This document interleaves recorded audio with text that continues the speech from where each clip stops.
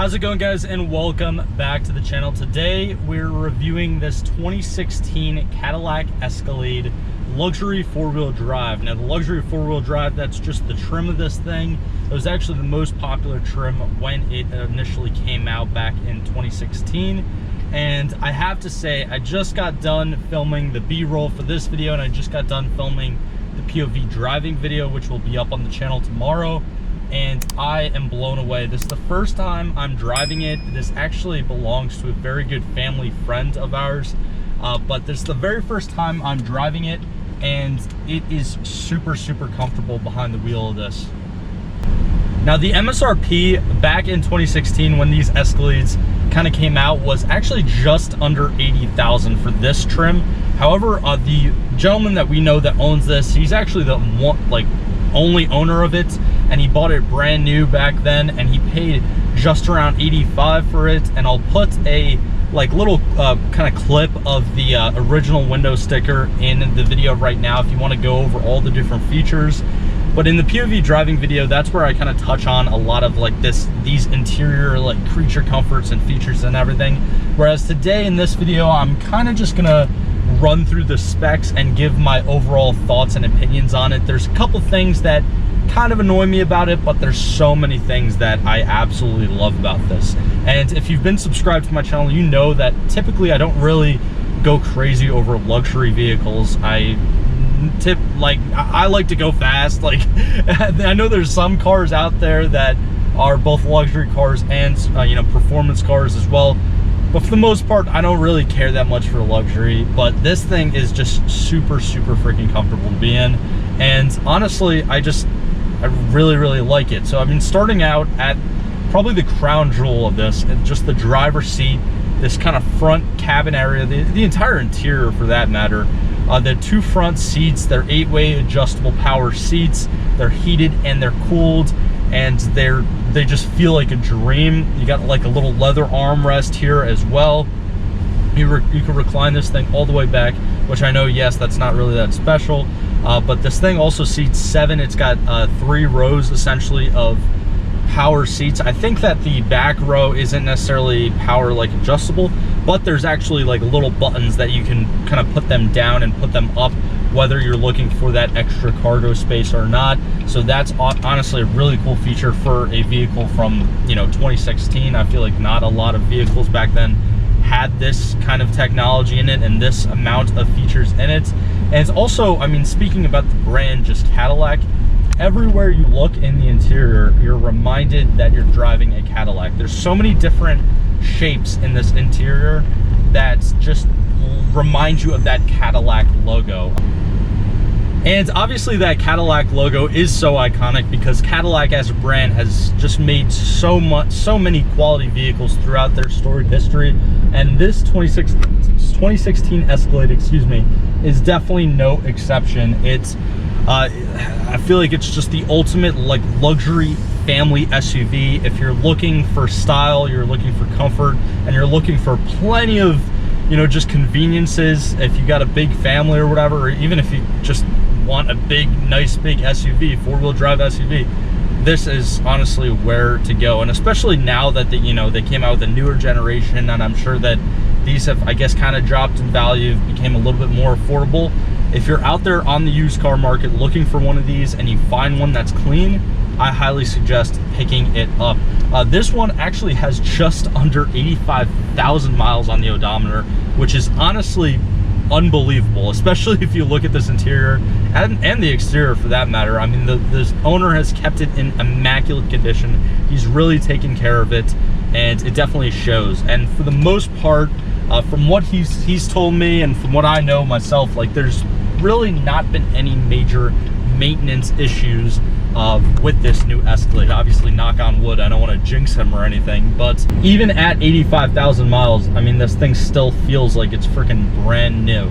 Now, underneath the hood, you do have that 6.2 liter Vortec overhead valve pushrod cam V8. Now, yes, I know it's an overhead valve pushrod cam V8, and you can kind of rip on it for being, I guess, a little bit older with technology, but this vehicle's still made by GM. It's still GM, it's still Chevy, and Chevy, for one, is notorious for not really making any, I think, double overhead cam V8s in recent years or anything. So I mean, I guess that's kind of like a little bit of a dated design with the engine. However, this was one of the very first years that they started to put the cylinder deactivation in their vehicles. So when you're out on the highway, basically 4 cylinders in this V8 kind of shut off, and it runs essentially like as a 4-cylinder engine, and it definitely saves a decent amount on fuel economy. However, the fuel economy numbers are still not that good, especially when compared to, you know, the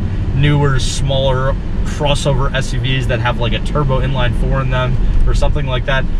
So yeah, the MPGs that you're looking at when you're talking about this 2016 Escalade, it's 15 miles per gallon during city driving, 21 miles per gallon during highway driving, for a combined average of 17 miles per gallon. So that's still a little bit rough, especially if you're like looking at it as like a family SUV and a commuter or whatever. But at the end of the day, it's a V8. You shouldn't really expect much out of a V8 when it comes to fuel economy. And honestly though, I mean, even just like looking at this screen in front of me, obviously right now it's set up for the owner. I'm not really messing with anything or whatever, but right there it says best 28.2. So I'm assuming that's some sort of like best average that he can kind of sometimes get on the highway or whatever. But it feels really good, especially going through this part too, and like, I guess taking some of these corners. I'm not obviously pushing it. I mean, this thing makes 420 horsepower and 460 peak foot-pounds of torque, and it weighs a little over 5,100 pounds as its curb weight. So it's definitely not going anywhere really quick. However, its 0 to 60 is still under 7 seconds. It's at 6.2 seconds. So that's honestly kind of quick, especially again when considering that it's, you know, over 5,100 pounds, and it, I guess, only makes, you know, 460 foot-pounds of torque. But it still kind of gets up and jumps a little bit when you want it to. It's enough to where you're like pulling out in traffic or something, you can kind of punch it and, you know, get in front of someone if need be. Also, going back to these front seats, I think I said that they're like heated and cooled and everything in the beginning of the video, but they're so comfortable. They got a little support on the sides, but for the most part, the leather just feels so awesome, even on the armrests and the door cards and everything.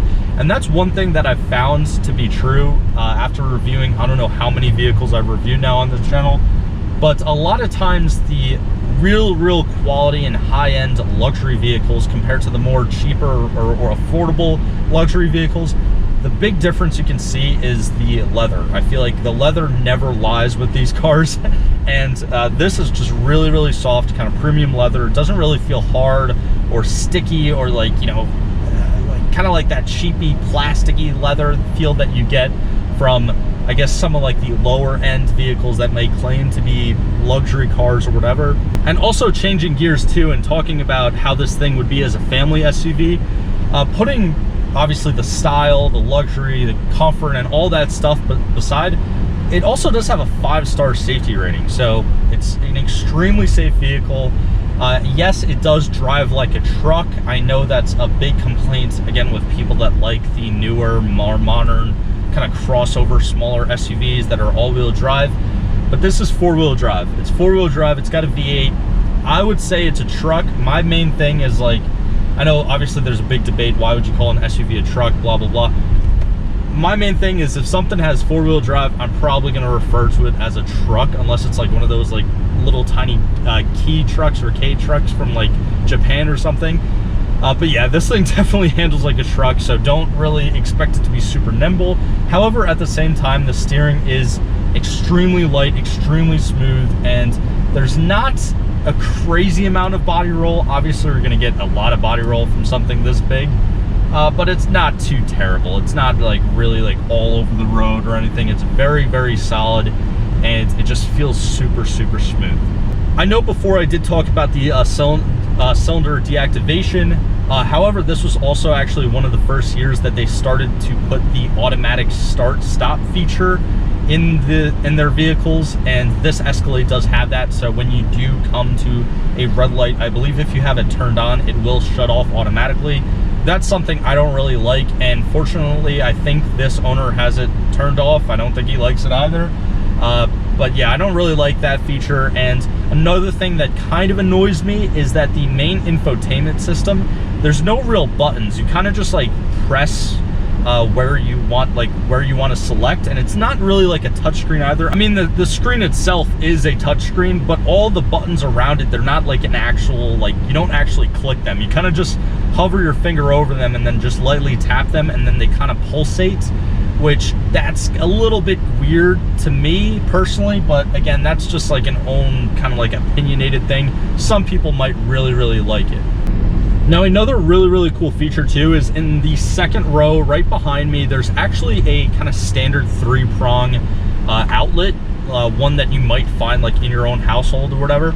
So you can actually like hook up like a gaming system, like a PlayStation or Xbox or whatever, and technically play it through that kind of like small screen right behind me, which, again, if you have kids, I don't know if you'd really want them playing video games while you're driving or whatever, but I mean, that's kind of cool. Like, how many other vehicles can you name that have that feature straight from factory? Because I don't know, I can't really think of anything.